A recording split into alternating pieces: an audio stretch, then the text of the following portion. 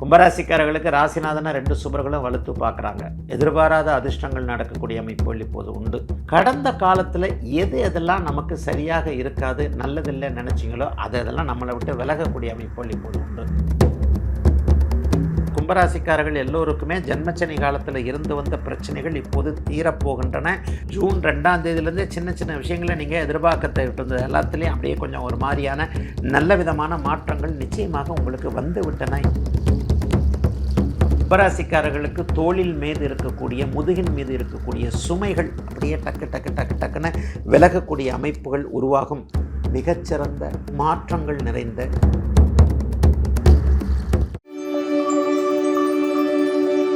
கும்பராசிக்காரர்களுக்கு ராசிநாதனை 2 சுபர்களும் வலுத்து பார்க்குறாங்க. எதிர்பாராத அதிர்ஷ்டங்கள் நடக்கக்கூடிய அமைப்புகள் இப்போது உண்டு. 8ஆம் இடத்துல சுக்கிரன் நீச்சத்தை அடைகிறார். ஆயினும் அவர் ஒரு வகையில் ராசிநாதனோடு தொடர்பு கொள்வது என்பது கடந்த காலத்தில் எதெல்லாம் நமக்கு சரியாக இருக்காது, நல்லதில்லை நினச்சிங்களோ அதெல்லாம் நம்மளை விட்டு விலகக்கூடிய அமைப்புகள் இப்போது உண்டு. தைரியம், தன்னம்பிக்கை அதிகரிக்கக்கூடிய அமைப்பு ராசிநாதனை 2 சுபர்கள் பார்க்கறதுனால கண்டிப்பாக இப்போது அமைந்திருக்கிறது. மாதத்தின் பிற்பகுதியில் 7ஆம் அதிபதியான சூரியன் 7ஆம் இடத்திற்கே வருகிறார். அது ஒரு பெரிய வகையில் நல்ல அமைப்பு. என்னன்னு பார்த்தீங்கன்னா, கணவன் மனைவி உறவுகளில் நல்லா இருக்கக்கூடிய தன்மை, மனைவி வீட்டாரிடமிருந்து ஆதரவுகளை எதிர்பார்த்துருந்தவங்களுக்கு, மச்சான் எனக்கு இதை செஞ்சு கொடுக்கலாம்ல, மாமா எனக்கு இதை செஞ்சு கொடுக்கலாம்ல, ஏங்க செய்ய மாட்டேன்றாங்கன்ற மாதிரி மனைவி வீட்டாரிடமிருந்து ஏதோ ஒரு வகையில் ஒரு உதவியை எதிர்பார்த்து காத்து கொண்டிருந்தவர்களுக்கு அந்த உதவிகள் கிடைக்கக்கூடிய தன்மைகள் உண்டு. பெண் குழந்தைக்கு மங்கள விஷயங்கள் நடக்கும். பெண் குழந்தைகளுடைய வயதிற்கேற்றார் போல் திருமணம் செய்து வைப்பது, பூப்புனித நீராட்டு விழான்ற மாதிரியான விஷயங்கள், பெண் குழந்தைகள் கல்விக்கு தேவையான சில விஷயங்களை செஞ்சு கொடுக்குறதுன்ட்டு பெரிய அளவில் நல்ல விதமாகவே எல்லாத்தையும் பண்ண போகிறீங்க. கும்பராசிக்காரர்கள் எல்லோருக்குமே ஜென்மச்சனி காலத்தில் இருந்து வந்த பிரச்சனைகள் இப்போது தீரப்போகின்றன, தீர்ந்து கொண்டிருக்கின்றன. நாளைக்கு தான் தீரும்னு கிடையாது. இப்போ அந்த ஜென்மச்சனியில் இருந்த கஷ்ட நஷ்டங்கள் எல்லாமே இந்த மாதத்திலிருந்து, போன மாதமே உங்களுக்கு ஆரம்பிச்சிருச்சு. ஜூன் 2ஆம் தேதியிலேருந்தே சின்ன சின்ன விஷயங்களை நீங்கள் எதிர்பார்க்கத்தை இருந்தது எல்லாத்துலேயும் அப்படியே கொஞ்சம் ஒரு மாதிரியான நல்ல விதமான மாற்றங்கள் நிச்சயமாக உங்களுக்கு வந்து விட்டன என்பது தாங்க உண்மை. ஆக படிப்படியாக முன்னேற்றங்கள் நமக்கு வரும் என்பதை நீங்களே உணரக்கூடிய ஒரு சுபமான யோக நல்ல மாதமாகவே இந்த மாதம் கண்டிப்பாக அமையுங்க. சிலருக்கு தூர பயணங்கள் கண்டிப்பாக உண்டு. அவரவருடைய பிறந்த ஜாதக வலுவிற்கேற்றார் போல நான் சொல்லிடுவேன். எப்படின்னா, பக்கத்து ஊருக்கு போகிறது, அதனால் சின்ன பிரயோஜனங்கள். ஒருத்தரை பார்க்க போய் ஃபோன்லலாம் பேச வேண்டாங்க, நேரில் போய் இருந்தாலும் பிடிச்சாத்தான் நமக்கு சரியாக வருன்ற மாதிரியாக ஒருவரை பார்க்க போவதன் மூலமாக அந்த விஷயம் முடியக்கூடிய அமைப்புகள், போகும் வழியிலேயே ஏதாவது நல்லதுகள் நடக்கக்கூடிய அமைப்பு, ஜாதக அமைப்பிற்கேற்றார் போல் 30 கிலோமீட்டர் 300 கிலோமீட்டர் 3000 கிலோமீட்டர்னு தூர அலைச்சல், அதன் மூலமாக நன்மைகள், பயணங்களின் மூலமாக மேன்மைகள் இருக்கக்கூடிய தன்மைகள் இப்போது உண்டு.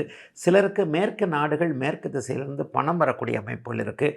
6ஆம் வீடும் 10ஆம் வீடும் சுப தொடர்புகளோடு இருக்கிறனால ஏற்றுமதி இறக்குமதி தொழிலில் இதுவரைக்கும் லாபங்கள் இல்லாதவர்கள், சமீபத்தில் ஏற்றுமதி இறக்குமதி தொழில் மூலமாக நஷ்டங்களை அனுபவித்தவர்கள் எல்லாருக்குமே பெரிய நல்ல மாற்றங்கள் இருக்கக்கூடிய தன்மைகள் இப்போது கும்பராசிக்காரர்கள் எல்லோருக்குமே அமைஞ்சிருக்குங்க. கும்பராசிக்காரர்களுக்கு தோளில் மீது இருக்கக்கூடிய முதுகின் மீது இருக்கக்கூடிய சுமைகள் அப்படியே டக்குன்னு விலகக்கூடிய அமைப்புகள் உருவாகும். மிகச்சிறந்த மாற்றங்கள் நிறைந்த தைரியம் இருக்கக்கூடிய, எதையும் சரியாக சிந்திக்கக்கூடிய நல்ல மாதங்க 2026 ஆகஸ்ட் மாதம். 2026 ஆகஸ்ட் மாதம் டக்குன்னு இப்போ வந்துக்கிட்டே இருக்குது. மாதங்கள் கடந்து போய்கிட்டே இருக்குது. நமக்கு தான் எந்த நல்லதும் ஒரு முன்னேற்றமும் பெருசாக இல்லை.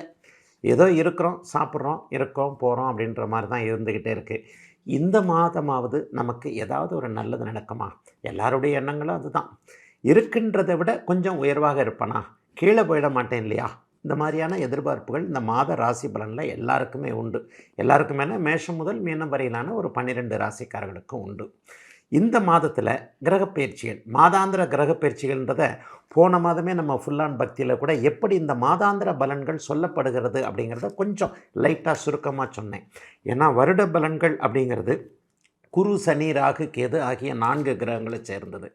இந்த வருட பலன்கள் குரு வருஷத்துக்கு ஒரு தடவை மாறுவார், ராகு 1.5 வருஷத்துக்கு ஒரு தடவை மாறுவார், சனி ஏறத்தாழ 2.5 வருஷத்துக்கு ஒரு தடவை மாறுவார். இதெல்லாம் அந்த வருட பலன்களால் வரக்கூடிய அமைப்பு. ஆனால் மாத பலன்கள் அப்படிங்கிறது அப்படி இல்லை. சனி, சூரியன், புதன், சுக்கிரன் இந்த 4 கிரகங்களுடைய ஆக்குப்பைடில் தான் இது இருக்கும். பொதுவாக தமிழ் மாதமே பார்த்தீங்க அப்படின்னு சொன்னால் சூரியன் எப்போது மாறுகிறாரோ, ஒரு ராசியிலிருந்து இன்னொரு ராசிக்கு சூரியன் மாறுவது தான் தமிழ் மாதமே. அதாவது ஆடி மாதம் 1ஆம் தேதின்னு சொன்னால் ஆடி மாதம் 1ஆம் தேதி மிதுன வீட்டிலிருந்து கடக வீட்டிற்கு சூரியன் மாறுவது தான் ஆடி மாதமே. ஆடி மாதம் முழுக்க அவர் கடக வீட்டில் இருப்பார். ஆக இந்த மாதிரியாக இந்த மாதத்தில் ஏதாவது முக்கிய பயிற்சிகள் இருக்கா ஆகஸ்ட் மாதத்தில் அப்படின்னு பார்த்தீங்கன்னா, நிச்சயமாக முக்கியமான பயிற்சிகள் ஆகஸ்ட் மாதத்தில் நல்லாவே இருக்குது. ஆகஸ்ட் மாதம் 1ஆம் தேதியே சுக்கிரன் கன்னி வீட்டிற்கு பயிற்சி ஆகிறார், நீச்சமடைகிறார். சுக்கிரன் மாதம் முழுவதும் நீச்சம் என்கின்ற பலவீனமான நிலையில் இருக்கிறார். பொதுவாக சுக்கிரன் நீச்சம் அடைஞ்சாலே அந்த சுக்கிரனுடைய ராசிகள் என்று சொல்லப்படக்கூடிய ரிஷபம், துலாம் ராசிக்காரர்களுக்கு கொஞ்சம் டல் அடிக்கும். அல்லது சுக்கிரனுடைய யோகர்கள்னு சொல்லப்படக்கூடிய இன்னும் 4 ராசிகளை கூட சேர்த்தரலாம். மிதுனம், கன்னி, கும்பம், மகரம் ஆகிய மொத்தம் 6 ராசிகள்.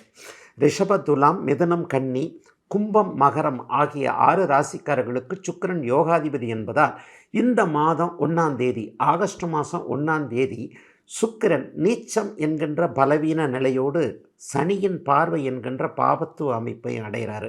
அதனால் இந்த 6 ராசிக்காரர்களுக்கு சுக்கிரன் சம்பந்தப்பட்ட விஷயங்களில் சற்று ஒரு மாதிரி டல் அடிக்கும் அப்படின்னு வச்சுக்கலாமே. பெரிய கெடுதல்கள்லாம் அப்படிலாம் ஒன்றும் இருக்காதுங்க. இன்னொரு சிறப்பு என்னங்க, 2ஆம் தேதியே பார்த்தீங்கன்னா செவ்வாய் பயிற்சி ஆகிறார். செவ்வாய் மாற்றம், செவ்வாய் பயிற்சின்னு சொல்லுவோம். 1.5 மாதம் இப்போ இருக்கின்ற ரிஷப வீட்டை விட்டு மிதுன வீட்டிற்கு அவர் மாறுகிறார்.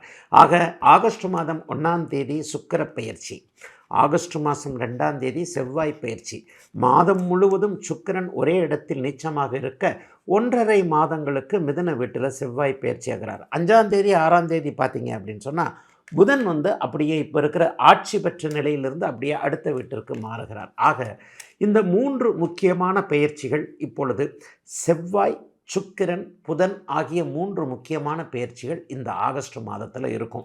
இந்த பயிற்சிகளை வச்சு இவர்கள் யாருக்கெல்லாம் ராசிநாதனாக வருகிறார்கள், மேஷத்திற்கும் விருச்சிகத்திற்கும் செவ்வாய் ராசிநாதன், ரிஷபத்திற்கும் துலாத்திற்கும் சுக்கிரன் ராசிநாதன். ஆக இவர்களுடைய 4 அமைப்புகளை தீர்மானிப்பது சுக்கிரனுடைய நீச்சமும் பெயர்ச்சியும், செவ்வாயுடைய பெயர்ச்சியும், அந்த ஒரே இடத்துல இருக்கக்கூடிய தன்மைகள். இதை தாண்டி புதன் ஆட்சியிலிருந்து அப்படியே கீழிறங்கி அடுத்த நிலைமையான பகை வீட்டிற்கு வருவது ஒரு நிலையில் மிதுன, கன்னி ராசிக்காரர்களுக்கு எத்தகைய தாக்கத்தை ஏற்படுத்தும் அப்படிங்கிறத வச்சு சொல்கிறதாங்க இப்போதைய இந்த மாத பயிற்சி. உண்மையிலேயே அப்படி ஒன்றும் பெரிய கெடுதல்கள் நடந்துருமா அப்படின்னு சொன்னால் கண்டிப்பாக கிடையாதுங்க. ஏன்னா சூரியன் இந்த மாதத்தின் ஆரம்பத்திலிருந்தே உங்களுக்கு பெரிய அளவில் நன்மைகளை கொடுக்கக்கூடிய அமைப்பில் இருக்கிறார். அதாவது சூரியன் சுபத்துவமாக குருவோடு சேர்ந்து இருப்பது, அதன் பிறகு பார்த்திங்கன்னா சிம்மத்தில் ஆட்சியாக இருப்பது, இந்த அமைப்பெல்லாம் ரொம்ப பெரிய அளவில் நல்லா இருக்குதுங்க. ஆக வருடாந்திர கிரகங்களுடைய பெயர்ச்சிகள் எதுவும் இல்லாமல் மாத கிரகங்கள் மாத ஆரம்பத்திலேயே பயிற்சியாகி ஒரே இடத்தில் நிலையாக இருப்பது என்பது நல்லதோ கெட்டதோ நிரந்தரமான, அதாக இருக்குது இப்படி இருக்குது அப்படி இருக்குன்னு இல்லாமல் ஒரு நிரந்தரமான நல்ல பலன்களை கொடுக்கக்கூடிய ஒரு அமைப்பு தான். ஆகவே 12 ராசிக்காரர்களுக்கும் பெரியதொரு அப்படி ஒன்றும் பெரிய தீமைகளை கொடுக்காமல் முயற்சிகளுக்கு ஏற்றாற்போல் நல்ல பலன்களை அதிகம் கொடுக்கக்கூடிய ஒரு அருமையான பயிற்சியாக தாங்க இந்த பயிற்சி இந்த அமைப்பு இந்த மாதம், அதாவது 2026 ஆகஸ்ட் மாதம் இருக்கும்.